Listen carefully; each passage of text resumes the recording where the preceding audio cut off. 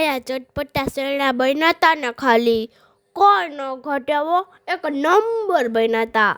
આજ સવારના શેરણા પલળવા મૂકી દીધા તા. જો મસ્તીના શેરણા પલળી ગયા. હવે આપણે ગોતી લીધું કુકર. એમાં થોડીક હળદર નાખી દીધી, થોડુંક મીઠું નાખી દીધું, પાણી પણ નાખી દીધું ને પલાળી ગયેલા શેરણા નાખી દીધા. ને હવે આપણે આને મસ્તીના બાફી નાખવાના છે ઓ ભાઈ. હવે ઈ બફાઈ જાય ને ત્યાં આપણે થોડીક એટલી ગ્રેવી કરી લઈએ હાલો. એટલે આપણે એક મિક્સરના ડાબલામાં થોડીક ડુંગળી નાખી દીધી, થોડાક ટમેટા નાખી દીધા તા ને હવે આપણે આને મસ્તીના મિક્સરમાં પીસી લઈએ. જો મસ્ત ગ્રેવી બની ગઈ ને પછી આપણે થોડાક મરચા પણ મરી લીધા તા ને થોડાક ધાણા પણ મરી લીધા તા. બધું કરી લીધું ને ત્યાં આપણા શેરણા પણ મસ્તીના બફાઈ ગયા. જો મસ્તીના બફાઈ ગયા ભાઈ. હવે આપણે આને વઘારી નાખવાનું છે એટલે આપણે એક તળિયામાં તેલ લઈ લીધું હતું. તેલ થઈ ગયું એટલે આપણે એમાં આખો મસાલો નાખી દીધો.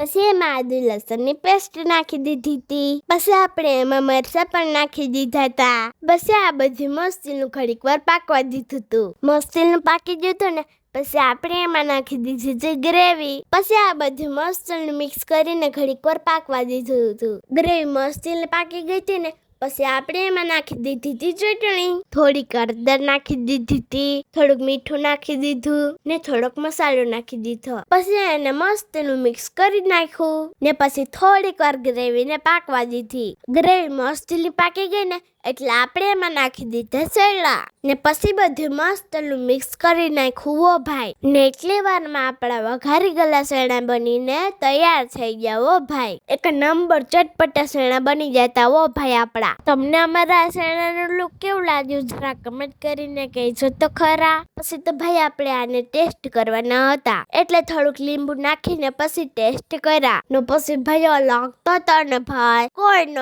ઘટેવો એક નંબર બન્યા. તો ભાઈ તમને અમારા વિડીયો ગમ્યો હોય ને તો વિડીયોને લાઈક કરી દેજો, 2-3 જણાને શેર કરી દેજો અને અમારા અકાઉન્ટને ફોલો કરી દેજો. Bye bye, take tech.